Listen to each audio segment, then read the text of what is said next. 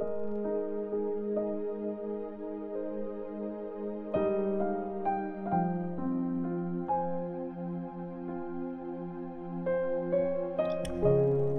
chapter 17.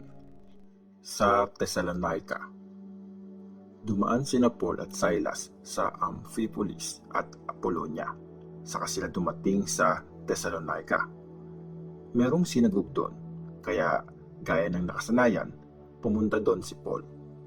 Sa loob ng 3 weeks, tuwing araw ng Sabbath, nandun siya at nakikipagdiskusyon sa mga tao gamit ang scriptures. Ine-explain niya sa kanila yun at pinuprove niya gamit ang scripture na kailangan talaga maghirap ang Christ at mabuhay muli sa kamatayan. Sinabi ni Paul, si Jesus na pinoproclaim ko sa inyo, siya ang Christ.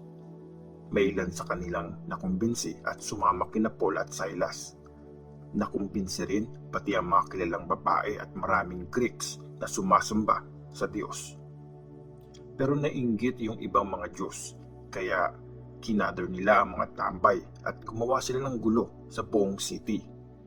Sinugod nila ang bahay ni Jason para hanapin sina Paul at Silas at dalhin ang mga ito sa harap ng mga tao. Pero nung di nila mahanap ang dalawa, kinaladkad nila si Jason at ang ibang mga disciples para iharap sa mga officers ng city at sumigaw sila. Nanggugulo ang mga taong to sa kung saan-saan. At ngayon, nandito na sila sa city natin at pinag-stay sila ni Jason sa bahay niya. Nilalabag nilang lahat ang mga utos ng emperor at sinasabi nilang may ibang hari na Jesus daw ang pangalan. Nagkagulo ang mga tao at ang mga officers ng city nung narinig nila to. Pinagmulta ng mga officers si Jason at ang mga kasama niya, saka sila pinakawalan. Sa Berea. Nung gabing yon, pinapunta ng mga disciples sina Paul at Silas sa Berea. Pagdating nila doon, pumunta sila sa synagogue.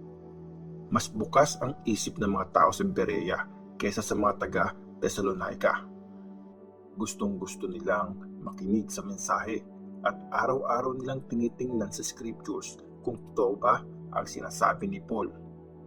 Marami sa kanila ang naniwala, kasama yung mga babaeng Greek na kilala sa lipunan at mga Greek na lalaki. Pero nung nabalitaan ng mga Jews sa Thessalonica na nag-preach din si Paul ng salita ng Diyos sa Berea, pumunta sila doon at sinulsulan nila ang mga tao na gumawa ng gulo. Pinaalis agad ng mga disciples si Paul at pinapunta sa tabing dagat. Pero nagstay pa rin sina Silas at Timothy sa Berea. Sinamahan si Paul ng mga naghatid sa kanya hanggang sa Athens. Saka sila bumalik sa Berea at sinabi ang bilin ni Paul kina Silas at Timothy na dapat sumunod sila sa kanya as soon as possible. Sa Athens.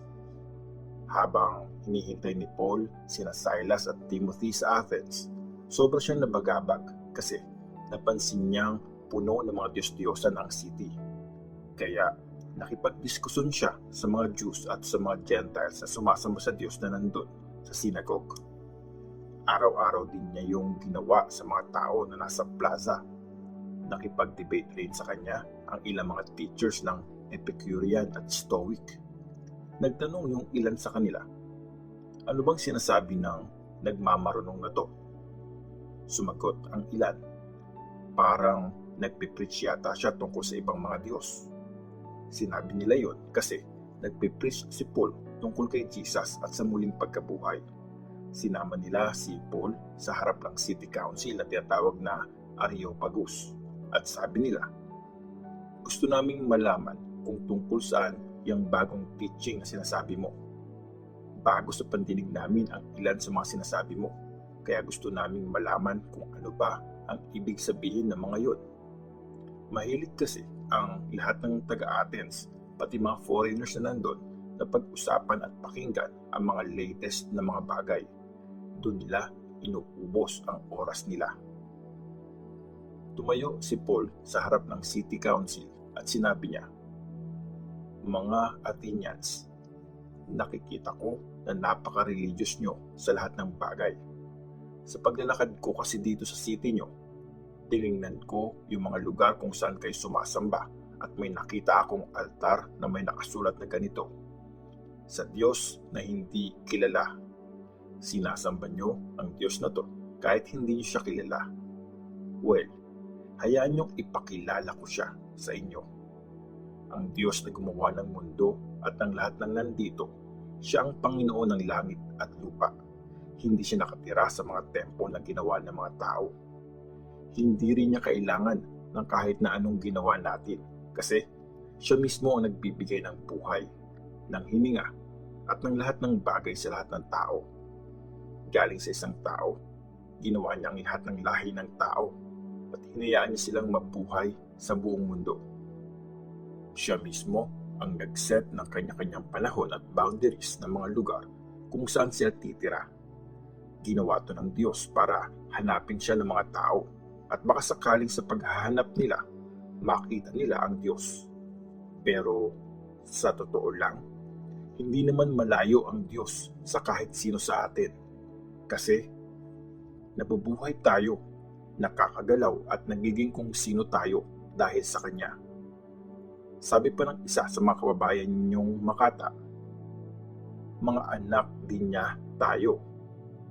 Dahil mga anak tayo ng Diyos, huwag nating isipin na kagaya ng Diyos ang mga ribulto na gold, silver o bato na ginagawa ayon sa imagination at skills ng tao.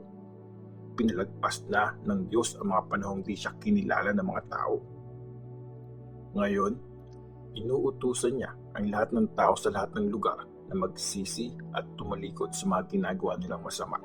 Kasi tinakda na niya ang araw kung kailan niya hahatulan ng patas ang buong mundo at ipapagawa niya ito sa taong pinili niya. Pinatunayan na niya ito sa lahat nung binuhay niya ang taong yun mula sa kamatayan. Nung narinig nila yung sinabi ni Paul tungkol sa muling pagkabuhay ng patay, pinagtawanan siya ng iba. Pero may ilan namang nagsabi, gusto ka naming marinig ulit na magsalita tungkol sa bagay na ito. At umalis si Paul sa meeting. May mga sumama sa kanya at naniwala. Kasama doon si Dionysius na member ng City Council, isang babae na ang pangalan ay Damaris at ilan pang mga tao.